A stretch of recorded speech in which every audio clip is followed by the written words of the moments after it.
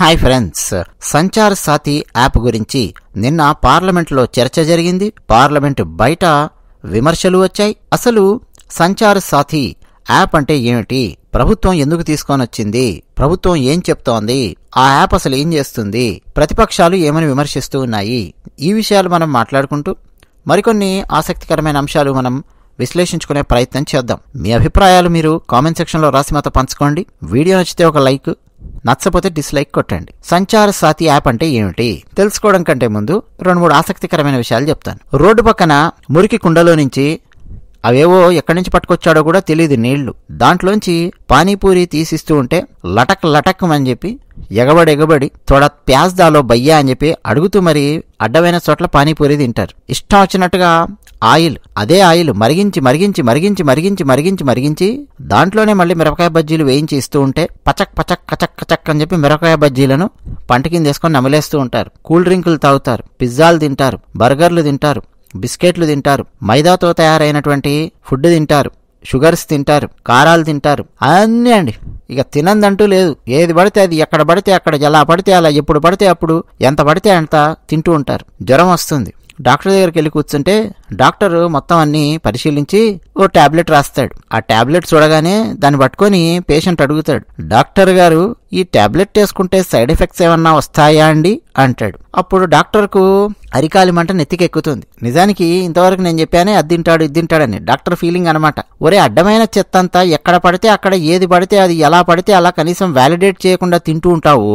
నేను ఇక్కడ ఎంబీబీఎస్ చదివి ఎక్కడో లండన్లో FRCS చదువుకొని వచ్చి ఇంత అనుభవంతో ఎంతమందిని పేషెంట్స్ని గమనించి ఏ టాబ్లెట్ రాయాలి, ఏ టాబ్లెట్ రాయకూడదు ఎవరికి అని నిన్ను ప్రశ్నలు వేసి నీ రోగ లక్షణాలన్నీ కనుక్కొని ఒక టాబ్లెట్ రాస్తే సైడ్ ఎఫెక్ట్స్ వస్తాయా అని చెప్పి నువ్వు నన్ను అడుగుతూ ఉన్నావు. మరి ఇదే ప్రశ్న పానీపూరి బండివాడిని అడిగావా, మిరపకాయ బజ్జీల వాడిని అడిగావా, పిజ్జా అమ్మేవాడిని అడిగావా, కూల్ డ్రింక్లు అమ్మేవాడిని అడిగావా, స్వీట్లు అమ్మేవాడిని అడిగావా అని డాక్టర్ అంటే ఎలా ఉంటుంది? ఈ పోలిక గుర్తుపెట్టుకోండి. మళ్ళీ మనం సంచార్ సాథీ యాప్ గురించి లోతుగా విషయాలు మాట్లాడుకుంటున్నప్పుడు అర్థం అవుతుంది. సంచార్ సాథీ అనే యాప్ భారత ప్రభుత్వం యొక్క DOT అంటే టెలికమ్యూనికేషన్స్ డిపార్ట్మెంట్ తీసుకొచ్చినటువంటి, లాంచ్ చేసినటువంటి సైబర్ సెక్యూరిటీ టూల్.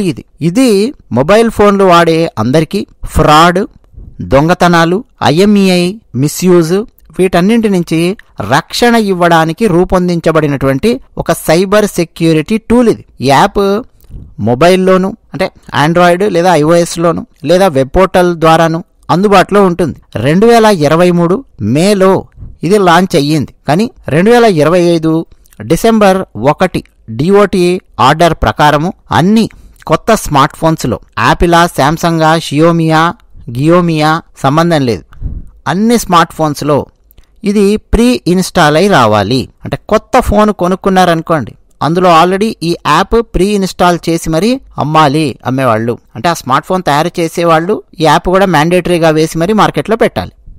ఇది 90 రోజుల్లో అమలు చేయాలి. అంటే మార్చి 2026 వరకు అమలు చేయాలి. ఒకవేళ ఇప్పటి వరకే తయారైన ఫోన్స్ గనక ఉంటే సాఫ్ట్వేర్ అప్డేట్ ద్వారా ఆ ఫోన్స్కు ఈ సంచార్ సాథీ యాప్ను పంపాలి. సాఫ్ట్వేర్ అప్డేట్ చేసుకోండి అని. ఇప్పటి వరకు అండి 10 మిలియన్ ప్లస్ డౌన్లోడ్లు అయ్యాయి. 4.2 మిలియన్ దొంగ ఫోన్లను సంచార్ సాథీ యాప్ బ్లాక్ చేయగలిగింది. 7 లక్షలకు పైగా ఫోన్లు రికవర్ చేయగలిగింది. ఇది ప్రస్తుతం మన దగ్గర ఉన్నటువంటి డేటా. మీకు ఒక 3-4 ఎగ్జాంపుల్స్ ఇస్తే అసలు ఈ సంచార్ సాథీ యాప్ ఏం చేస్తుంది అనేది ఒక కామన్ మ్యాన్కి, లేమ్యాన్కి అర్థం అవుతుంది. నాకు ఉద్యోగం వచ్చిన తర్వాత మా అమ్మగారికి నేను ఒక మొబైల్ ఫోన్ కొనుక్కొచ్చి ఇచ్చాను, నోకియా ఫోన్. దాన్ని మా అమ్మగారు వాడుకుంటూ ఉండేవారు. ఒకరోజు వేరే ప్లేస్ నుంచి హైదరాబాద్కు వస్తూ ఉన్నప్పుడు కరెక్ట్గా ట్రైన్ హైదరాబాద్లోకి ఎంటర్ అయిన తర్వాత చిన్న స్టాప్స్ వస్తూ ఉంటాయి చూడండి. అలా ఒక స్టాప్లో ట్రైన్ ఆగినప్పుడు మా అమ్మగారి చేతుల్లో నుంచి ఒకడు మొబైల్ ఫోన్ లాక్కొని పరిగెత్తాడు, పారిపోయాడు. దొంగ. ఆ మొబైల్ ఫోను ఏమయ్యి ఉంటుంది తెలియదు మనకు. వాడు తీసుకెళ్లి ఎవడో సెకండ్ హ్యాండ్కి ఇంకెక్కడో అమ్మింటాడు, లేదా ఏ తీవ్రవాదుల చేతుల్లోనైనా పడి ఉండొచ్చు, లేదా ఏ బ్యాంకు దొంగతనాలు చేయాలి అని చెప్పి అనుకునే వాళ్ళు ఉపయోగించే వాళ్ళ చేతుల్లో పడవచ్చు. అంటే చట్ట వ్యతిరేక కార్యకలాపాలు చేసే వాళ్ళ చేతుల్లోనైనా మొబైల్ ఫోన్ పడి ఉండవచ్చు, లేదా ఇంకెవరికైనా సరే దొంగ ఫోన్ తక్కువకు అమ్ముకొని కూడా ఉండొచ్చు. నాతో పాటు పనిచేసే మా కొలీగ్ ఒకతను హైదరాబాద్లో రాత్రి 10 గంటలకు ఆఫీస్ నుంచి ఇంటికి వెళుతూ ఉన్నాడు. బస్ దిగాడు, నడుస్తూ ఉన్నాడు. లైట్ వెలుతురు తక్కువగా ఉంది. నలుగురు దొంగలు 4 వైపుల నుంచి వచ్చారు, అటాక్ ఇచ్చారు.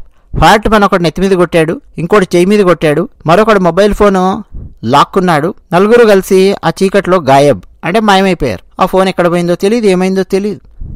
ఇలాంటి సంఘటనలు కోకొల్లలు. మీకు తెలిసిన వాళ్ళ దగ్గర, లేదు మీ ఇంట్లో కావచ్చు, మీ బంధువుల దగ్గర కావచ్చు, స్నేహితుల దగ్గర కావచ్చు, కొలీగ్స్ దగ్గర కావచ్చు, ఇలాంటి సంఘటనలు చాలా వినొచ్చు, పత్రికల్లో వార్తల్లో చాలా చూడొచ్చు. ఇట్లా ఎన్ని లక్షల మొబైల్ ఫోన్స్ చోరీకి గురి అవుతూ ఉన్నాయి ఒకసారి ఆలోచించండి. చోరీ అవ్వకుండా పోలీసులు కాపాడాలి కదా అని చెప్పి మనం మాట్లాడడం అనేది చాలా సులభం. అన్ని పోలీసులు ఆపగలిగితే, అన్ని పోలీసులే పట్టుకోగలిగితే ఇక ప్రపంచంలో క్రైమ్ అనేదే ఉండదు కదా. ఎవరికి వాళ్ళు ఎంత జాగ్రత్తగా ఉన్నప్పటికీ మొబైల్ ఫోన్ దొంగతనాలు అనేది సర్వసాధారణం అయిపోయింది. మరి ఈ మొబైల్ ఫోన్స్ తీవ్రవాదుల చేతుల్లోనో, నేను ఇంతకుముందు చెప్పినట్టు చట్ట వ్యతిరేకమైన కార్యకలాపాలు చేసే వాళ్ళ చేతుల్లో పడితే సమస్య ఏమిటి? ఆ తర్వాత ఆ మొబైల్ ఫోను ఎవడో దొంగనో, ఏ బ్యాంకు రాబరీ చేసేవాడనో, ఏ తీవ్రవాదినో పట్టుకున్నప్పుడు రికవర్ చేశారనుకోండి పోలీసులు, ఆ మొబైల్ ఫోను ఎవరి మీద రిజిస్టర్ అయ్యి ఉంటుంది? మన మీద రిజిస్టర్ అయ్యి ఉంటుంది. మనం వెళ్ళి పోలీస్ స్టేషన్లో గనక దాని గురించి కంప్లైంట్ ఇవ్వకపోతే ఆ మొబైల్ ఫోన్ పోయింది అని అది ఇంకా పెద్ద సమస్యగా మెడకు చుట్టుకుంటుంది. చాలా సందర్భాలలో తక్కువ కాస్ట్ ఉన్నటువంటి ఫోనే కదా అని పోలీస్ స్టేషన్కి వెళ్ళి కంప్లైంట్ ఇవ్వనటువంటి వాళ్ళు కూడా ఉంటారు. సరే, గ్రౌండ్ రియాలిటీ మాట్లాడుకుంటే చాలా చోట్ల మొబైల్ ఫోన్ పోయిందని చెప్పి కంప్లైంట్ చేయడానికి వెళ్తే పోలీసులే రివర్స్లో ఎళ్ళవో పెద్ద పెద్ద కార్లే పోయాయి, దిక్కులేదంటే నీ మొబైల్ ఫోన్ అంట, ఎళ్ళహా మళ్ళీ ఇప్పుడు నేను ఇది రాసుకోవాలా కేసులాగా అని చెప్పి పోలీసులు హెసిటేట్ చేసేటటువంటి సందర్భాలు కూడా చాలా ఉన్నాయి మన భారతదేశంలో. ఎందుకంటే వాళ్ళకు కూడా టార్గెట్ ఉంటుంది. ఎన్ని కేసులు వచ్చాయి, ఎన్ని కేసులు సాల్వ్ అయ్యాయి. ప్రతి సర్కిల్ ఇన్స్పెక్టర్ ఒక మీటింగ్ పెడతాడు ప్రతి నెల. ఆ రిపోర్ట్ మొత్తం ఎస్పీ దగ్గరికి వెళ్తుంది. అవన్నీ మళ్ళీ ఫైనల్గా డీజీపీ గారి దగ్గరికి వెళతాయి.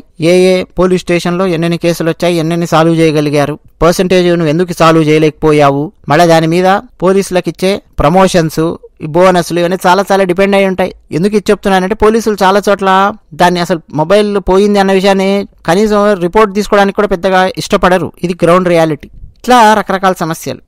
మరో సమస్య, ఏ OLXలోనో లేకపోతే ఏ సెకండ్ హ్యాండ్ వెబ్సైట్లోనో మనం ఒక మొబైల్ ఫోన్ కొన్నామనుకోండి, డైరెక్ట్గా ఐఫోన్ మనం కొనాలి అని అంటే చాలా కాస్ట్ ఉంటుంది. ప్రతి ఒక్క వ్యక్తి దగ్గర అన్ని డబ్బులు ఉండవు. కానీ ఐఫోన్ వాడాలి అన్న ఒక దుగ్ధ, లేకపోతే ఏ ఆండ్రాయిడ్ ఫోనో, ఏ శాంసంగ్తో మంచి హై అండ్ మోడల్ వాడాలి అన్న ఆలోచన, కొనలేడు డైరెక్ట్గా. సో సెకండ్ హ్యాండ్ ఫోన్స్ కొంటారు సెకండ్ హ్యాండ్ వెబ్సైట్స్ లోపలికి వెళ్ళి. ఒక్కోసారి మొబైల్ షాపుల్లోనే వెళ్ళి సెకండ్ హ్యాండ్వి కొనుక్కునే వాళ్ళు ఉంటారు. ఊళ్ళల్లో అయితే ఇంకా చాలా జరుగుతుంది. ఊళ్ళంటే గ్రామాలు కాదండి, టౌన్స్ లెవెల్లో కూడా చాలా జరుగుతుంది. మరి ఆ సెకండ్ హ్యాండ్ ఫోను మనం కొనుక్కున్నది అది నిజంగా లీగల్లీ వ్యాలిడ్ ఫోనా కాదా? అంటే వేరే వ్యక్తి దగ్గర దొంగతనం చేసి తీసుకొచ్చిన ఫోన్ మనకు అంటగడుతున్నారా, లేకపోతే నిజంగానే ఒక ఫోన్ ఒక వ్యక్తి కొన్ని రోజులు వాడిన తర్వాత ఆ షాపుకి అమ్మడమో, ఆ షాపు కొంత లాభానికి మనకు అమ్మడమో జరుగుతోందా? ఇదో ప్రశ్న. అంటే మన చేతుల్లో ఉన్న ఫోన్ దొంగ మొబైలా, నిజమైన అసలు లీగల్లీ వ్యాలిడ్ మొబైలా? ఈ ప్రశ్న. మరొకటి, మన ఫోన్కు +91 అని చెప్పి కాల్స్ వస్తాయి. +91 అనగానే మన భారతదేశానికి చెందిన నెంబరే కదా అని చెప్పి మనం ఫోన్ లిఫ్ట్ చేస్తాం. కానీ అది ఇంటర్నేషనల్ కాల్ అయ్యి ఉంటుంది. మరి దీన్ని ఎట్లా ఆపాలి? ప్రభుత్వం ఎలా ఆపాలి అనేది ఒక ప్రశ్న, యూజర్ ఎలా ఆపాలి, ఏం చేయాలనేది ఇంకో ప్రశ్న. మీరు మొబైల్ ఫోన్స్ తీసుకున్నారు, 4 మొబైల్ ఫోన్స్ తీసుకున్నారు, ఎందుకంటే మీకు అవసరం కాబట్టి 4 సిమ్ కార్డులు తీసుకున్నారు, చక్కగా లీగల్లీ వ్యాలిడ్, ఆధార్ కార్డు సమర్పించారు, అడ్రస్ ప్రూఫ్లు ఇచ్చారు, 4 సిమ్ కార్డులు 4 మొబైల్ ఫోన్స్లో వేసుకున్నారు, వాడుతున్నారు. కానీ మీకు తెలియకుండా మీ ఆధార్ కార్డు పేరు మీద ఎవడో సిమ్ కార్డులు ఇచ్చే ఏజెంట్ ఇంకో 3-4కి మొబైల్ ఫోన్స్ సిమ్ కార్డ్స్ ఇచ్చాడు అనుకోండి. అలా ఎలా ఇస్తారండి అని చెప్పి ప్లెయిన్గా ఆలోచించొద్దండి. ఒకసారి క్రైమ్ ఎంత జరుగుతుందో భారతదేశంలో, ఎలా జరుగుతుందో చూస్తే దిమ్మ తిరిగి బొమ్మ కనిపిస్తుంది. పోయిన సంవత్సరం డేటా తీసుకొని చూస్తే 71,000 POS పాయింట్ ఆఫ్ సేల్ అంటే సిమ్ కార్డులు ఇచ్చే ఏజెంట్స్ ఉంటారు చూసారా, 71,000 మంది సిమ్ కార్డ్ ఏజెంట్స్ వాళ్ళ యొక్క లైసెన్స్ క్యాన్సిల్ చేసి వాళ్ళని బ్లాక్ చేసింది ప్రభుత్వం భారతదేశ వ్యాప్తంగా. ఎందుకని?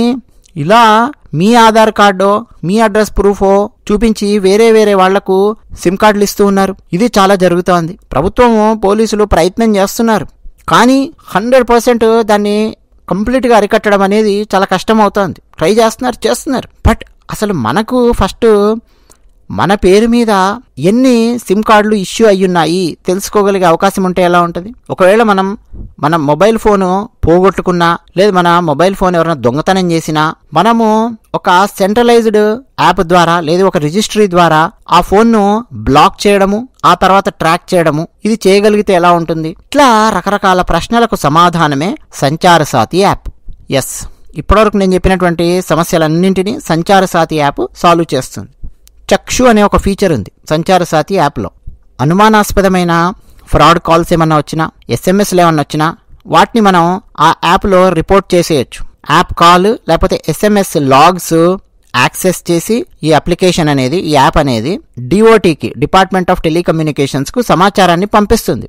చక్షు అనే ఫీచర్ సంచార సాతి యాప్లో. నిజానికండి పోయిన సంవత్సరం డేటా తీసుకొని చూస్తే ఈ యాప్ ద్వారా అని కాదు, జనరల్గా ప్రభుత్వము 2 లక్షలకు పైగా ఎస్ఎంఎస్ టెంప్లెట్లను బ్లాక్ చేసి పెట్టింది. ఒక ఎస్ఎంఎస్ టెంప్లెట్ పెట్టుకున్నారంటే అదే ఎస్ఎంఎస్ కోట్లాది మంది ప్రజలకు పంపిస్తూ ఉంటారు కదండి. ఈ ఫ్రాడ్ చేసేవాళ్ళు, స్కాములు చేసేవాళ్ళు, డిజిటల్ అరెస్ట్ల పేరు మీద చాలా జరుగుతున్నాయి, చాలా చాలా తతంగాలు జరుగుతున్నాయి. ఈ లింక్ క్లిక్ చేయండి మీకు పైసలు వస్తాయి అని కానీ పర్టికులర్ టెంప్లెట్స్ ఉంటాయి కదా, అలాంటివి 2 లక్షల టెంప్లెట్స్ని బ్లాక్ చేసింది ప్రభుత్వం. అంటే ఎన్ని వందల కోట్ల మెసేజెస్ ప్రజల దాకా ఫ్రాడ్ మెసేజెస్ రాకుండా ఆపిందో ఆలోచించండి. అంటే ప్రభుత్వము వేరే వేరే డైమెన్షన్స్లో ఏమేం చేయాలో కూడా అవన్నీ చేస్తుంది. కేవలం ఈ యాప్ మాత్రమే ఇచ్చి ఈ యాప్ ద్వారా నేను మొత్తం అరికడతాను అని చెప్పి అనట్లా. ఈ యాప్ అనేది కూడా ఒక విధానం. వేరియస్ చెక్స్ అండ్ బ్యాలెన్సెస్లో ఇది కూడా ఒక పార్ట్గా ప్రభుత్వం చూస్తోంది. అంటే ప్రభుత్వం రకరకాల మార్గాల ద్వారా ప్రజలు సైబర్ దాడులకు గురవ్వకుండా ఉండే విధంగా చర్యలు తీసుకుంటోంది, కాపాడడానికి ప్రయత్నం చేస్తోంది. అందులో ఒక భాగము సంచార సాతి యాప్ అని ప్రభుత్వం చెప్తోంది. అలాగే ఈ సంచార సాతి యాప్లో CEIR అంటే సెంట్రల్ ఎక్విప్మెంట్ ఐడెంటిటీ రిజిస్టర్ ద్వారా దొంగ ఫోన్ను బ్లాక్ చేసి ట్రాక్ చేయడము అనే ఫీచర్ ఉంది. Lost or stolen mobile block అనే ఫీచర్ ఉంది. అలాగే మనకెన్ని మొబైల్ కనెక్షన్స్ ఉన్నాయో మనం చెక్ చేసుకోవచ్చు. అంటే మీ పేరు మీద ఎన్ని సిమ్ కార్డులు ఇష్యూ అయ్యాయి లేదా ఎన్ని సిమ్లు రిజిస్టర్ అయ్యి ఉన్నాయనేది తెలుసుకోవచ్చు. మ్యాక్సిమం మనం 9 సిమ్ కార్డ్స్ తీసుకోవచ్చు. జమ్మూ కాశ్మీర్, అస్సాం లేదా ఇతర నార్త్ ఈస్ట్ స్టేట్స్లో మ్యాక్సిమం ఒక పర్సన్ 6 సిమ్ కార్డ్స్ తీసుకోవచ్చు. అది మ్యాక్సిమం నెంబర్. మనం 2 సిమ్ కార్డ్స్ తీసుకున్నాం అనుకోండి మన పేరు మీద, ఈ సంచార సాతి యాప్లో మనం వెళ్ళి చెక్ చేసుకోవచ్చు. మన పేరు మీద మన ఆధార్ కార్డు, మన అడ్రస్ ప్రూఫ్ కాంబినేషన్లో మన పేరు మీద ఎన్ని సిమ్ కార్డ్స్ ఇష్యూ అయ్యి ఉన్నాయి అనేది మనం చెక్ చేసుకోవచ్చు. మనకు పక్కాగా తెలుసు 2 అని చెప్పి, మన దగ్గర 2 సిమ్ కార్డ్స్ ఉన్నాయి. అక్కడ 4 అనో 5 అనో చూపించింది అనుకో, సంచార సాతి యాప్లో మనం చెక్ చేస్తే 4 అనో 5 అనో సిమ్ కార్డులు మన పేరు మీద రిజిస్టర్ అయ్యాయని చూపించింది అనుకోండి, వెంటనే మనం రిపోర్ట్ చేయొచ్చు. సో దట్ ఇమ్మీడియట్ గా ఫ్రాడ్ కనెక్షన్స్ ఏంటి అనేది మనం చెక్ చేసుకోవచ్చు. నెంబర్ చూపించేస్తుంది అక్కడ. ఆ ఫ్రాడ్ కనెక్షన్స్ మనము ఇమ్మీడియట్ గా డిస్కనెక్ట్ చేయొచ్చు. ఇమ్మీడియట్ గా ప్రభుత్వానికి, అంటే ఆ డిపార్ట్మెంట్ ఆఫ్ టెలికమ్యూనికేషన్స్ వాళ్ళకి మెసేజ్ వెళ్తుంది, ఇగో ఈ సిమ్ కార్డ్స్ మీ పేరు మీద ఇష్యూ అయ్యి లేవు అన్న విషయం వాళ్ళకి వెళ్తుంది.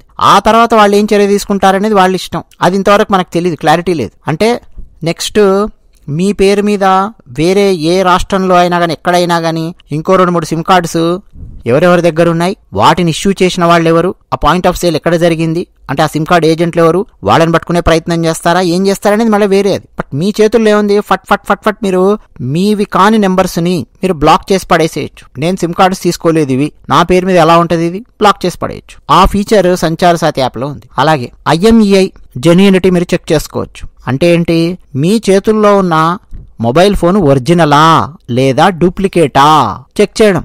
బ్లాక్ లిస్ట్ అయి ఉన్నటువంటి IMEIలు అవన్నీ కూడా ఉంటాయండి. అవి కూడా మీరు ఒకసారి దాంట్లో ఒకటి చెక్ చేసుకోవచ్చు. మీ మొబైల్ మీ IMEI ఇచ్చిందంటే అది చెప్తుంది మీ ఫోన్ ఒరిజినల్ ఫోనా కాదా అని చెప్పి. ఎందుకంటే ఆల్రెడీ బ్లాక్ లిస్ట్లో ఉన్నటువంటి IMEIలు ఆ రిజిస్ట్రీ మొత్తం ప్రభుత్వం దగ్గర ఉంది. అది డైలీ అది పెరుగుతూ ఉంటుంది రిజిస్ట్రీ. ఎక్కడెక్కడైతే దొంగ ఫోన్లను పట్టుకుంటారో ఆ IMEIస్ని బ్లాక్ లిస్ట్లో పెట్టడము, డిపార్ట్మెంట్ ఆఫ్ టెలికమ్యూనికేషన్స్ వాళ్ళ డేటాబేస్లో ఆ బ్లాక్ లిస్ట్ అయినటువంటి IMEIలను యాడ్ చేసుకుంటూ వెళ్తున్నారు. అలాగే ఇంటర్నేషనల్ కాల్స్ +91 మీద వచ్చే విదేశీ కాల్స్ అంటే ఫ్రాడ్ కాల్స్ని మనం రిపోర్ట్ చేయొచ్చు. యాప్ పర్మిషన్స్ ఎంతవరకు ఉన్నాయి అన్న దాని మీద ఒక చర్చ జరుగుతుంది. జనరల్గా IT నిపుణులు వీళ్ళందరూ కూడా యాప్ పర్మిషన్స్కి సంబంధించి డిస్కస్ చేస్తారు. Call, SMS logs, camera, files, network access ఇవన్నీ కదా. కానీ డిపార్ట్మెంట్ ఆఫ్ టెలికమ్యూనికేషన్స్ చెప్తున్న దాని ప్రకారము ఈ పర్మిషన్స్ కేవలం రిపోర్టింగ్ కోసం మాత్రమే అని ఇవి చెప్తోంది DOT. ఒక యాపిల్ కంపెనీ తప్ప మిగతా ఎక్కువ కంపెనీస్ అయితే సహాయ సహకారాలు అందిస్తున్నట్టుగానే మనకు కనిపిస్తోంది. భారత ప్రభుత్వం ఏం చెప్తోంది, స్టేట్మెంట్స్ ఏంటి అంటే, DOT and communication minister Jyotiraditya Scindia ఆయన నిన్న మీడియా ముందు మాట్లాడారు. ఈ యాప్ను citizen centric and cyber security booster అని చెప్పి ఆయన చెప్తూ ఉన్నారు. ప్రయోజనాలు ఏంటంటే IMEI ట్యాంపరింగ్ అంటే డూప్లికేట్ IMEIలు, వీటి వల్ల టెలికాం సెక్యూరిటీకి సీరియస్ సమస్య ఉంది. ఇది ఫ్రాడ్, థెఫ్ట్, స్మగ్లింగ్ ను పెంచుతుంది డూప్లికేట్ IMEI అనేది. ఈ సంచార సాతి యాప్ ద్వారా భారత సిటిజన్స్ ఈ రిస్క్ల నుంచి రక్షణ పొందుతారు. 2024లో 22,800 కోట్ల రూపాయల వర్త్ ఉన్నటువంటి సైబర్ ఫ్రాడ్లు జరిగాయి. ఈ సంచార సాతి యాప్ ఈ IMEI ట్యాంపరింగ్, డూప్లికేట్ IMEIలను ఆపడానికి సహాయపడుతుంది అని చెప్పి ఆయన చెప్పారు. అలాగే స్టాట్స్ తీసుకొని చూస్తే 10 మిలియన్ ప్లస్ డౌన్లోడ్స్ అయ్యాయి, 4.2 మిలియన్ ప్లస్ ఫోన్స్ బ్లాక్ చేయడం జరిగింది, దొంగ ఫోన్లు ఇవన్నీ కూడా. 30 మిలియన్ ప్లస్ ఫ్రాడ్ కనెక్షన్స్ ఏమో టర్మినేట్ చేశారు. 30 మిలియన్ ప్లస్ అంటే 3 కోట్ల ఫ్రాడ్ కనెక్షన్స్ టర్మినేట్ చేశారు. 2025 అక్టోబర్ డేటా తీసుకొని చూస్తే 50,000 ఫోన్లు రికవరీ అయ్యాయి దీని ద్వారా ఒక మంత్. ప్రీ ఇన్స్టాల్గా ఇది కొత్త మొబైల్ ఫోన్స్లో వస్తుంది. ఎందుకు అన్న ప్రశ్న వేస్తే ప్రభుత్వం ఏం చెప్తోంది అంటే చాలామంది భారత ప్రజలకు ఈ యాప్ గురించి తెలియకపోవడం వల్ల వాళ్ళు ప్లే స్టోర్కి వెళ్ళి దాన్ని ఇన్స్టాల్ చేసుకోవాలి అన్నటువంటి విషయం పక్కన పెట్టేస్తారు. సో బై డిఫాల్ట్ మేము గనక ఇచ్చామంటే మొబైల్ ఫోన్ కొన్నప్పుడు అది వాళ్ళకి అందుబాటులో ఉంటుంది. ఒకసారి కాకపోతే ఒకసారైనా ఆ యాప్ ఉంది అనే విషయం వాళ్ళు చూస్తారు. ఆ యాప్ను వాళ్ళు ఓపెన్ చేస్తారు, చూస్తారు. ఒక ప్రొటెక్టివ్ లేయర్గా పనిచేస్తుంది. ఇది ప్రభుత్వం చెప్తోంది. విపక్షాలు ఏమంటున్నాయి అంటే కాంగ్రెస్ కావచ్చు, ఆప్ కావచ్చు, CPIM కావచ్చు, శివసేన కావచ్చు, అంటే శివసేన UBT ఈ మ్యాండేట్ను స్నూపింగ్ యాప్ అని, ప్రైవసీ ఇన్ఫ్రింజ్మెంట్ అని విమర్శలు చేస్తూ ఉన్నాయి. ముఖ్యమైన ఆరోపణలు ఏమొస్తున్నాయంటే ప్రైవసీ బీచ్ ప్రతిపక్షాలు చెప్తున్నది. App call, SMS logs, camera files ఈ యాప్ యాక్సెస్ చేస్తుంది కాబట్టి, పైగా ప్రీ ఇన్స్టాల్గా ఇది వస్తుంది కాబట్టి, డిసేబుల్ చేయడానికి ఆప్షన్ లేదు కాబట్టి, స్టేట్ మ్యాండేటెడ్ సర్వేలెన్స్ ఆ విధంగా ఇది పనిచేస్తుంది. ఒక రకంగా పెగసాస్ లాంటిది. డిక్టేటర్షిప్కు మార్గం సుగమం చేయడానికి ఈ యాప్ ఉపయోగపడుతుంది, ప్రైవసీ బీచ్ చేస్తుంది కాబట్టి అని ప్రతిపక్షాలు చేస్తున్నటువంటి మొదటి ఆరోపణ. ప్రియాంక గాంధీ ఆల్రెడీ ఇది స్నూపింగ్ యాప్, ప్రైవసీ రైట్ ఉల్లంఘన అని చెప్పి మాట్లాడింది. రాహుల్ గాంధీ ఏమో పార్లమెంట్లో చర్చిస్తాను అని చెప్పి, అలాగే కాంగ్రెస్ నాయకుడు KC వేణుగోపాల్ గారేమో డిస్టోపియన్ టూల్, అన్కాన్స్టిట్యూషనల్ అని చెప్పి ఆయన మాట్లాడడం. అలాగే అరవింద్ కేజ్రీవాల్ ఆప్ పార్టీ ప్రైవసీపై అటాక్, దీన్ని రోల్ బ్యాక్ చేయాల్సిందే అని ఆయన. అలాగే CPIM లీడర్ జాన్ బ్రిటాస్ ఆయన ఇన్ఫార్మ్ కన్సెంట్ ఉల్లంఘన అని చెప్పి ఆయన మాట్లాడడం. ఇన్ఫార్మ్డ్ కన్సెంట్ ఉల్లంఘన అంటే ప్రజల నుంచి కన్సెంట్ తీసుకోకుండానే బై డిఫాల్ట్ గా దాన్ని ఇన్స్టాల్ చేసి ఇవ్వడం అనేది ఇన్ఫార్మ్డ్ కన్సెంట్ ఉల్లంఘన కిందకి వస్తుంది కదా అని చెప్పి ఆయన. ఇంటర్నెట్ ఫ్రీడమ్ ఫౌండేషన్ ఏమంటుందంటే స్మార్ట్ ఫోన్స్ స్టేట్ సర్వేలెన్స్ కు వెజల్స్ అవుతాయి అని చెప్పి మాట్లాడడం. ఇక రకరకాల భయాలు అంటే మాల్వేర్, స్పైవేర్ రిస్క్ ఉందని, రూట్ యాక్సెస్ ద్వారా మరిన్ని పర్మిషన్స్ తీసుకోవచ్చు కదా, ఇది వాలంటరీగా కావాలంటే వాళ్ళు యూజర్సే వేసుకోవాలి ప్లే స్టోర్ నుంచి తప్ప మ్యాండేటరీగా బై డిఫాల్ట్ ఫోన్ కొనుక్కున్నప్పుడే రావద్దు అని చెప్పి ప్రతిపక్షాల డిమాండ్. ఇట్లా రకరకాల చర్చ జరుగుతోంది. గవర్నమెంట్ ఎక్స్ప్లెనేషన్ ఏముందంటే ఈ విమర్శలకు బీజేపీ అలాగే మినిస్టర్ సింధియా ఆయన ఆన్సర్ ఇచ్చారు. ఇది ఆప్షనల్ అండ్ రిమూవబుల్ అని చెప్తున్నారు. యాప్ పూర్తిగా ఆప్షనల్, రిజిస్టర్ చేయకపోతే ఇన్యాక్టివ్ గా ఉంటుంది, డిలీట్ చేయొచ్చు అవసరమైతే. మీరు ఎలాంటి మానిటరింగ్ లేదు, మీ మెసేజ్లు ప్రభుత్వం చదవదు, మీ కాల్స్ ప్రభుత్వం వినదు అని చెప్పి ఆయన చెప్తూ ఉన్నారు. అలాగే మీ ప్రైవసీ అనేది సేఫ్ గా ఉంటుంది, పర్సనల్ ఇన్ఫోను ఆటోమేటిక్గా క్యాప్చర్ చేయదు, ఇంటిమేషన్ లేకుండా ఏం చేయదు, డిజిటల్ సెక్యూరిటీ అనేది టాప్ ప్రయారిటీగా పెట్టుకున్నాం కాబట్టి ఈ పని చేస్తున్నాము ప్రభుత్వం నుంచి అని చెప్పి చెప్తున్నారు. అలాగే విపక్షాల మీద కౌంటర్ కూడా బీజేపీ సంబిత్ పాత్ర ఆయన వేశారు. ఇది సెక్యూరిటీ కోసం, స్నూపింగ్ కోసం కాదు, విపక్షాలు దొంగలకు సపోర్ట్ చేస్తున్నట్టు మాట్లాడుతున్నారు అని చెప్పి ఆయన. పెగసాస్ టైంలో కూడా అండి కాంగ్రెస్ అధికారంలో ఏం చేయలేదు, విపక్షాలు ఇష్యూ కోసం వెతుకుతూ ఉన్నారు, మేము మిత్స్ అన్నిటిని బ్రేక్ చేస్తాము అని చెప్పి సింధియా అంటున్నారు. అంటే కాంగ్రెస్ టైంలో ఉన్నప్పుడు అప్పటి నుంచే సైబర్ సెక్యూరిటీకి సంబంధించి ఏమన్నా నీట్గా రూట్స్ వేసుకుంటూ వచ్చింటే బాగుండేది, అవన్నీ వాళ్ళు ఏం చేయలేదు, మేము ప్రయత్నం చేస్తున్నాము, చెప్తున్నాం, మీకు ఎక్స్ప్లెనేషన్ ఇస్తున్నాం అని చెప్పి ఆయన సింధియా. సో ఇదే అండి, ప్రీ ఇన్స్టాల్ అనేది మ్యాండేట్గా ఉండడం వల్ల ప్రైవసీ అనే డిబేట్ అనేది రేగుతోంది, ప్రస్తుతం చర్చ అనేది జరుగుతోంది. అయితే మీరు ఇప్పుడు వింటున్న వాళ్ళు మీరు కావాలంటే యాప్ డౌన్లోడ్ చేసుకొని మీరు ట్రై చేయొచ్చు. అయితే పర్మిషన్స్ చెక్ చేసుకోండి ఏ యాప్ మీరు వేస్తున్నా కానీ. కాకపోతే గవర్నమెంట్ ఆఫ్ ఇండియా తీసుకొస్తున్నటువంటి యాప్ కాబట్టి ప్రజలకు ఉపయోగపడే విధంగా యాప్ ఉండాలి, ప్రజలు సైబర్ సెక్యూరిటీ బారిన పడకుండా ఉండడానికి ప్రభుత్వం తీసుకునేటటువంటి ఒక చర్యగా దీన్ని ప్రభుత్వం అభివర్ణిస్తోంది. అయితే ఇప్పుడు go back to our first example. అడ్డమైన చెత్త ఎక్కడ పడితే అక్కడ ఏది పడితే అది ఎలా పడితే అలా మొత్తం తినేసేసి డాక్టర్ దగ్గరికి వెళ్ళి సమస్య వస్తే డాక్టర్ టాబ్లెట్ రాస్తే దీనివల్ల సైడ్ ఎఫెక్ట్స్ వస్తాయా డాక్టర్ గారు అని చెప్పి అడుగుతుంటారు సరే పేషెంట్స్. ఎగ్జాక్ట్గా అండి, ఇప్పుడు మీ మొబైల్ ఫోన్స్ ఓపెన్ చేయండి, మన భారతదేశంలో కొన్నటువంటి ఏ మొబైల్ ఫోన్ అయినా కానీ ఓపెన్ చేయండి, అందులో ఎన్ని యాప్స్ ఉన్నాయో ఒకసారి చూడండి, ఏమేమి యాప్స్ ఉన్నాయో ఒకసారి చూడండి. మనకు తెలిసినటువంటి రెగ్యులర్గా ఉపయోగించే photo, WhatsApp, Facebook, YouTube, Instagram, Twitter, calculator, ఎక్సర్సైజ్కి సంబంధించిన యాప్స్ ఇలాంటివి, ప్లస్ మనకు తెలియనటువంటివి ఇప్పటివరకు మనం వాడినటువంటి యాప్స్ కూడా మన మొబైల్ ఫోన్స్లో అలా ఇనాక్టివ్గా పడినటువంటి యాప్స్ చాలా ఉన్నాయి. చూసుకోండి కావాలంటే మీరు. ఒక్కొక్క యూజర్ కూర్చొని వాళ్ళ మొబైల్ ఫోన్స్లో ఏమేమి యాప్స్ ఉన్నాయి, ఆ యాప్ ఏం చేస్తుంది, ఆ యాప్ ఉంచాలా వద్దా అని చెప్పి ఆలోచించుకుంటే తప్ప, కూర్చొని ఒక్కొక్క డిలీట్లు చేసుకుంటూ కూర్చుంటే తప్ప అందులో యాప్స్ లేకుండా ఉండవు. రకరకాల యాప్స్ మన మొబైల్ ఫోన్స్లో ఉంటాయి. ఇప్పుడు ప్రభుత్వం కూడా అలాగే చెప్తోంది, నేను నీకు యాప్ ఇస్తున్నాను, అది ఇనాక్టివ్ స్టేట్లో ఉంటుంది, నువ్వు దాన్ని డిలీట్ చేసుకుంటావో ఉపయోగించుకుంటావో అది నీ ఇష్టం. ఇక్కడ డిఫరెన్స్ ఏంటో తెలుసా, మనకు రకరకాల యాప్స్ మొబైల్ ఫోన్స్లో కనిపిస్తున్నాయే అవేవి కూడా ప్రభుత్వాలు తెచ్చినటువంటి యాప్స్ కావు. అవి మన అమెరికానో యూకేనో న్యూజిలాండ్, ఆస్ట్రేలియా ప్రభుత్వాలు ఇచ్చినవి కావు. రకరకాల ప్రైవేట్ కంపెనీలు తయారు చేసినటువంటి యాప్స్ బై డిఫాల్ట్ మన మొబైల్ ఫోన్లో చాలా యాప్స్ మనకు వచ్చేస్తూ ఉంటాయి. ఆ తర్వాత మనం చాలా వేసుకుంటూ ఉంటాం, రకరకాలుగా మన డేటా ఇస్తుంటాము, ప్రైవసీ సెట్టింగ్స్ ఇస్తాము, కన్సెంట్ ఇస్తాము, మనకు తెలుసు. అంటే ఒక రకంగా అవన్నీ కూడా అది మంచి ఫుడ్డా లేకపోతే trans fats, cholesterol, triglycerides, BP, diabetes పెంచేటటువంటి ఫుడ్ అనేది మనకు తెలియదు, సామాన్యుడికి తెలియదు, కానీ వాడుతున్నాం. ఈ రోజు భారత ప్రభుత్వం తీసుకొస్తుంది ఒక యాప్, 100 ప్రశ్నలకు సమాధానం ఇవ్వడానికి సిద్ధంగా ఉంది. ఇప్పుడు నేను చెప్పినటువంటి ఏ ప్రైవేట్ కంపెనీ కూడా అసలు ఆ ప్రశ్నలకు సమాధానాలు ఇవ్వవు, అలాంటి ప్రశ్నలను ఎంటర్టైన్ కూడా చేయవు. బట్ ఆ ప్రైవేట్ కంపెనీలు కూడా ఎక్కడెక్కడో ఏ దేశాలలోనూ రిజిస్టర్ అయ్యి ఉంటాయి కదా, ఆయా ప్రభుత్వాలకు ఆయా దేశాలలో ఇవి జవాబుదారీగా ఉండాలి కదా. మరి ఎంతవరకు జవాబుదారీగా ఏవేవి ఉంటాయి అనేది మనం వ్యాలిడేట్ చేయలేము కూడా. ఒక్కొక్క యాప్ గురించి మనం వ్యాలిడేట్ చేసుకుంటూ కూర్చుంటే మన జీవితం దానికే సరిపోతుంది, వాడుతూనే ఉంటాం. మనం ప్లే స్టోర్ లోపలికి వెళ్ళి ఇన్స్టాల్ చేసుకోవడం కంటే ముందు నుంచే చాలా యాప్స్ మన మొబైల్ ఫోన్స్ లో ఉంటాయి. దాంతోపాటు ఈ సంచార సాతి యాప్ కూడా వస్తుంది అంటుంటేనే సమస్య వస్తుందండి ప్రతిపక్షాలకు. ఏంటి సమస్య, నీకు నచ్చలేదనుకో అని దాన్ని పీక్ అవతల వారేసాయి యాప్ అని చెప్తోంది. కానీ నెక్స్ట్ ఏమవుతుందో తెలుసా అండి, పోలీసుల దగ్గరికి వెళ్తారు కదా, నా మొబైల్ ఫోన్ పోయింది అని చెప్పి పోలీస్ స్టేషన్కి వెళ్ళంగానే పోలీసులు ఫస్ట్ ఏం క్వశ్చన్ వేస్తారు తెలుసా, సంచార సాతి యాప్ ఉందా అందులో అని అడుగుతారు. డామ్ షూర్గా అడుగుతారు. లేదండి అన్నారు అనుకోండి, ఎందుకు వేసుకోలేదు అంటారు. నా ప్రైవసీ కన్సర్న్ అండి, అందుకని నేను వేసుకోలేదండి. మోడీ నా ఫోన్ కాల్ వింటాడేమో, మోడీ నా మెసేజ్లు చదువుతాడేమో అని చెప్పి నేను వేసుకోలేదండి అన్నారు. సరే మంచి సంతోషం, ప్రయత్నం చేస్తాం బాబు, రిపోర్ట్ రాసివ్వ అంటారు. రిపోర్ట్ రాసిచ్చి వెళ్తారు. మీరు ఆ మొబైల్ ఫోన్ ఎక్కడ పోయిందో తెలియదు, ఏమైందో తెలియదు. ఇంతకుముందు ఏముందో సిచ్యువేషన్ ఇప్పుడు కూడా అలాగే ఉంటుంది. యాప్ లేకపోయినా సరే ఆ ఫోన్ ఎక్కడ పోయిందో కనిపెట్టాలి అన్నది ఐడియల్ సినారియో, అది కరెక్ట్. ఈ సంచార సాతి యాప్ లేకపోయినా సరే ఫోన్ కనిపెట్టాలి, అది ప్రభుత్వం యొక్క బాధ్యత, పోలీసుల యొక్క బాధ్యత. మనం మాట్లాడడానికి బానే ఉంది, కానీ క్రిమినల్స్ అంతగా తెలివి మీరిపోయి ఉన్నారు కదా, మరి వాళ్ళకి చెక్ పెట్టడానికి ఏదో ఒకటి ప్రభుత్వం తరపు నుంచి వస్తూ ఉండాలి కదా. క్రిమినాలజీ అనేది కంటిన్యూగా డెవలప్ అయ్యే ఒక ప్రాసెస్ లాగా ఉంటుందండి. నిజం చెప్పాలంటే పోలీసుల కంటే క్రిమినల్స్ 100 అడుగులు ముందు ఉంటారు. ఒక రకంగా చెప్పాలంటే క్రిమినల్సే నేర్పిస్తూ ఉంటారు ప్రభుత్వానికి, వాళ్ళని ఎలా ఆపాలి అన్నది క్రిమినల్సే నేర్పిస్తారు.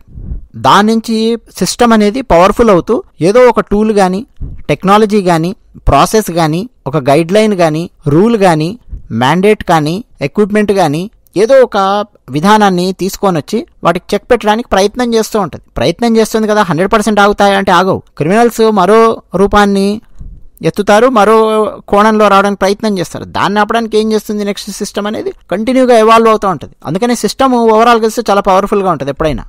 ఇప్పుడు నేను మీకు ఇంతకుముందు బజ్జీలు, పిజ్జాలు ఎన్ని ఎగ్జాంపుల్స్ ఇచ్చాను కదా, అవి ఏమేం చేస్తున్నాయి హెల్త్కు అనేది ఆలోచించారు, కానీ డాక్టర్ టాబ్లెట్ రాస్తే ఇది ఏమి సైడ్ ఎఫెక్ట్లు ఇస్తుంది అని చెప్పి ఆలోచిస్తున్నారని. ఎగ్జాక్ట్గా అండి, సంచార సాతి యాప్కి సంబంధించి భారత ప్రభుత్వం తీసుకొస్తున్నటువంటి యాప్ సందేహాలు ఉండడం అనేది సహజం, సందేహమే అడగొద్దు అని చెప్పి అనట్లేదు మనం. కానీ ఒకసారి ఆలోచించండి, మన మొబైల్ ఫోన్లో ఉన్న మన ఫేస్బుక్ యాప్ నుంచి మొదలెట్టి, గూగుల్ యాప్ నుంచి మొదలెట్టి, ఇంకా చాలా యాప్స్, రెగ్యులర్గా మనం ఉపయోగిస్తున్నటువంటి చాలా యాప్స్ మీద మీకు చాలా భరోసా ఉందండి. గూగుల్ మన డేటా తీసుకొని వెళ్ళి ఎవడోడికి అమ్ముతుందో, ఏమేం చేస్తుందో మీకు తెలుసా? గ్యారంటీ ఉందా మనకి? లేదండి నేను నమ్ముతాను అని చెప్పి అనుకోవచ్చు. గూగుల్ నెత్తి మీద మొట్టికాయ కాదు, సుత్తి తీసుకొని పాటమని కొట్టారు యూరోప్లో కొన్ని దేశాలలో. లాస్ట్ 20 yearsలో జస్ట్ గూగుల్ చరిత్ర ఒకసారి చదవండి, మీకు అర్థమైపోతుంది. గూగుల్ చేస్తున్నటువంటి కొన్ని పనులకి ఏ దేశాలలో ఏమేం చర్యలు తీసుకున్నారు, యూరోప్లో కొత్తగా ఏమేమి ప్రాసెస్లు తీసుకురావాల్సి వచ్చింది, ఏమేమి విధానాలు తీసుకురావాల్సి వచ్చింది, ఎక్కడెక్కడ ఏ కోర్టు కేసుల్లో ఇరుక్కున్నారు, ఎన్నెన్ని ఫైన్లు కట్టారు. మనం రెగ్యులర్గా వాడుతున్నటువంటి దాని గురించి మాట్లాడుతున్నాం. ప్రైవసీ అని చెప్పి మనం అనుకుంటున్నాం, బట్ దాన్ని ఎవరు వ్యాలిడేట్ చేస్తున్నారు, ఏం చేస్తున్నారు అనేది పెద్ద ప్రశ్న. అవన్నీ మళ్ళీ ప్రభుత్వాలే చేయాలి. గూగుల్ అనేది జస్ట్ ఎగ్జాంపుల్ చెప్తున్నాను, కానీ ఇంకా చాలా యాప్స్ మనం ఉపయోగించే చాలా వెబ్సైట్స్, ఫుడ్ వెబ్సైట్స్ కావచ్చు, మన ఫోన్ నెంబర్ ఎక్కడెక్కడికి వెళ్తుందో, మన డేటా ఎక్కడెక్కడికి వెళ్తుందో, ఎవరెవరు వాడుతున్నారో, ఏం చేస్తున్నారో అన్నంత కాంప్లెక్స్ ప్రపంచంలో ఈరోజు మనం ఉన్నాం. ఇష్టం వచ్చినట్టుగా మన డేటా, మన ఫోన్ నెంబర్స్, మన మొబైల్ నెంబర్స్, మన అడ్రస్లు ఎక్కడ పడితే అక్కడ, ఎలా పడితే అలా ఇచ్చేసి ఉంటాం మనం. పైగా ఇప్పుడు మన మొబైల్లో ఉన్నటువంటి చాలా యాప్స్ మనం కంటిన్యూగా వాడుతూనే ఉంటాం. ఆ యాప్స్ ఏమేం చేస్తున్నాయి, ఏంటి, ఎవరెవరికి డేటా ఇస్తున్నాయి, ఎట్లా ఇస్తున్నాయి, ఏం జరుగుతోంది అనేది ఒక సామాన్యుడు ఆలోచించలేనంతటి బిజీగా కూడా ఉండొచ్చు, సామాన్యుడికి అవసరం కూడా లేకపోవచ్చు. ఆ స్థితిలో డేటా ఎక్స్‌ప్లాయిటేషన్ అనేది ప్రపంచంలో జరుగుతోంది. అంటే ఆల్రెడీ ఫుల్ మైదా పిండితో, ఫుల్ రోడ్డు పక్క ఉన్న, ఫుల్గా 2 రోజుల నుంచి అదే నూనెలో దేవి తీస్తున్నటువంటి మిరపకాయ బజ్జీలు తింటూనే ఉన్నాం మనం. ఈ రోజు డాక్టర్ ఒక టాబ్లెట్ ఇస్తుంటే నాకు సైడ్ ఎఫెక్ట్స్ ఏమొస్తున్నాయి అని చెప్పి 1000 క్వశ్చన్లు వేస్తున్నాం మనం. భారత ప్రభుత్వం ఇస్తోందండి సంచార సాతి యాప్ అనేది. ఈరోజు భారత ప్రభుత్వం ఇస్తోంది. రేపు నాకు తెలిసి చాలా డెమోక్రటిక్ కంట్రీస్లో ఇటువంటి యాప్స్ వస్తాయి. అఫ్ కోర్స్ చర్చ వస్తుంది, మా ప్రైవసీ ప్రభుత్వం చూస్తుందా ఏంటి అనేది చర్చ డెఫినెట్గా వస్తుంది అక్కడ కూడా. బట్ ప్రభుత్వాలు ప్రయత్నం చేస్తూ ఉన్నాయి సైబర్ సెక్యూరిటీ విషయంలో ఆ దాడులు జరగకుండా ఉండడానికి, సాధ్యమైనంత వరకు సామాన్యుడికి అవగాహన తీసుకురావడానికి. ఒక చిన్న ఎగ్జాంపుల్ చెప్తాను. చాలా సంవత్సరాల క్రితం గుజరాత్ రాష్ట్రంలోని అహ్మదాబాద్లో సీరియల్ పేలుళ్లు జరిగాయి. సైకిళ్లకు, అక్కడక్కడ ఆటోలకు, లేదా రకరకాల ప్రాంతాలలో టిఫిన్ బాక్సుల్లో బాంబులు పెట్టి, బ్యాగుల్లో బాంబులు పెట్టి, మొబైల్ ఫోన్స్కి ఆ బాంబ్స్ అటాచ్ చేసి దూరం నుంచి ఫోన్ చేస్తే ఫోన్ మోగగానే బాంబ్ పేలేటట్టు అరేంజ్ చేశారు. పేలుళ్లు జరిగాయి. ఆ టైంలో ఆ మొబైల్ ఫోన్లో ఉన్నటువంటి పార్ట్స్ రికవరీ చేయడం అనేది చాలా కష్టం, ముక్కలు అయిపోయింటాయి. అదృష్టవశాత్తు పోలీసులకు ఆ పేలుళ్లలో ఒక్కచోట పేలినటువంటి ఆ ఫోన్ యొక్క కొన్ని డీటెయిల్స్ దొరికాయి. ఆ డీటెయిల్స్ నుంచి చాలా కష్టపడి తీశారండి. అసలు ఆ మొబైల్ ఎవరి పేరు మీద రిజిస్టర్ అయింది, ఎక్కడ రిజిస్టర్ అయ్యింది అనేది చాలా కష్టపడి తీశారు. అదొక పెద్ద స్పెషల్ కేసు కూడా టెక్నాలజీ ఎక్స్పర్ట్స్ కి. అది ఎక్కడి ఫోన్ అది అని చెప్పి చూస్తే ఉత్తరప్రదేశ్ లక్నో దగ్గరలో ఉన్నటువంటి ఆ అవుట్స్కట్స్ లో ఉన్నటువంటి వ్యక్తికి సంబంధించిన ఫోన్ అది. అక్కడ పోలీసులు వెళ్ళి ట్రేస్ చేస్తే ఆ వ్యక్తి ఆల్రెడీ 3 ఏళ్ల క్రితం ఎప్పుడో పోలీసులకు కంప్లైంట్ ఇచ్చాడు తన ఫోన్ పోయింది అని చెప్పి. ఆ కంప్లైంట్ పేపర్ కూడా ఆయన దగ్గర ఉంది, అదృష్టవశాత్తు చూపించాడు. పోలీస్ కంప్లైంట్ కనుక ఇవ్వకపోయి ఉంటే ఇప్పుడు అతను తీసుకెళ్లి పోలీసులు ఏమేమి టార్చర్ పెట్టుండేవాళ్ళు, ఏం చేసి ఉండేవాళ్ళు అనేది మళ్ళీ వేరే చర్చ.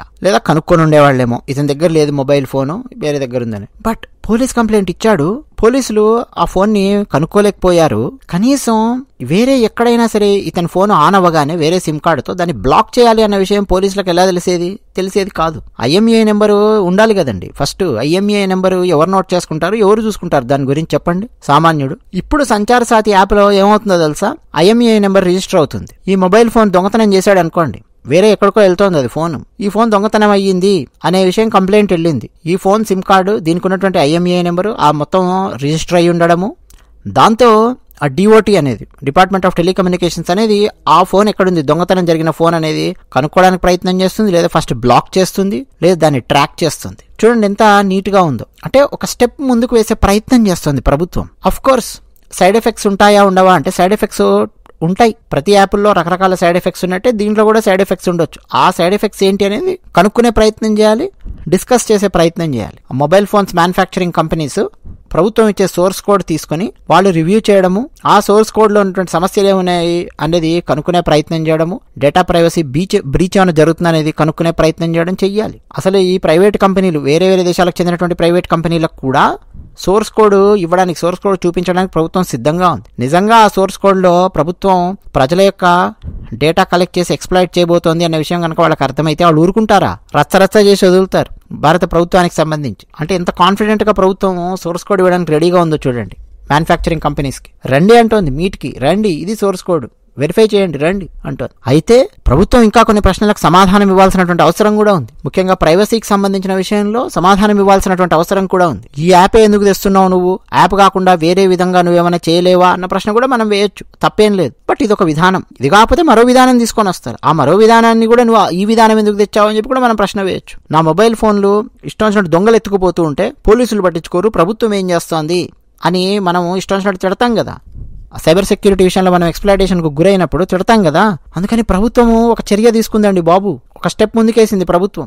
అది ప్రభుత్వం చెప్తోంది. నాకైతే మంచి సదుద్దేశంతోనే అర్థమవుతోంది ప్రభుత్వం చెప్తున్నది. అయితే అందుకే కోడ్ కూడా ఇస్తాము అని చెప్పి చెప్తున్నారండి. ఎవరెవరైతే మొబైల్ సంస్థలు ఉన్నారో, అది గూగులా, యాపిల్ వాళ్ళ, శాంసంగ్ వాళ్ళ, ఎవరెవరు తయారు చేస్తున్నారో మొబైల్ ఫోన్స్ వాళ్ళు, రండా బాబు అని చెప్పి పిలిచారు అందరినీ. ఒక యాపిల్ కంపెనీ తప్ప మిగతా కంపెనీస్ అన్ని ఆ మీట్కి హాజరయ్యాయి అని కూడా మంత్రి గారు చంద్రశేఖర్ గారు చెప్తుంటే నేను విన్నాను ఒక ఛానల్లో. కోడ్ ఇస్తాము, కోడ్ చెక్ చేయండి, మీరు అందరూ కూర్చొని టైం తీసుకోండి, కోడ్ చెక్ చేయండి. ఆల్రెడీ ఇచ్చాం, మీకు కోడ్ రెడీగా ఉంది. ఆ కోడ్లో ఎక్కడైనా మేము ప్రజల యొక్క ప్రైవసీ భంగం కలిగే విధంగా, ఎక్స్‌ప్లాయిట్ చేసే విధంగా మేము డేటా కలెక్ట్ చేస్తున్నామా ప్రజల నుంచి చూపించండి అని చెప్పి మాట్లాడుతూ ఉన్నారు. ఇంతకంటే ఓపెన్ గా ప్రభుత్వం ఏం చెప్తుందండి? డెమోక్రటిక్ కంట్రీ కాబట్టి ఇన్ని ఎక్స్‌ప్లనేషన్స్ ఇస్తున్నారు. అదే మన భారతదేశం పైన ఎర్రచొక్కా దేశం ఉంది. జనాలను సీటు మీద ఒక పెడేలు మన తన్ని బెడ్డ నోరు మూసుకొని నేను చెప్పింది ఇన్స్టాల్ చేస్తావా లేదా అంటది. మన పైన ఎర్రచొక్కా దేశంలో వాట్సాప్ లేదు, ఫేస్బుక్ లేదు, గూగుల్ లేదు, జీమెయిల్ లేదు, చాలా చాలా లేవు తెలుసు కదా.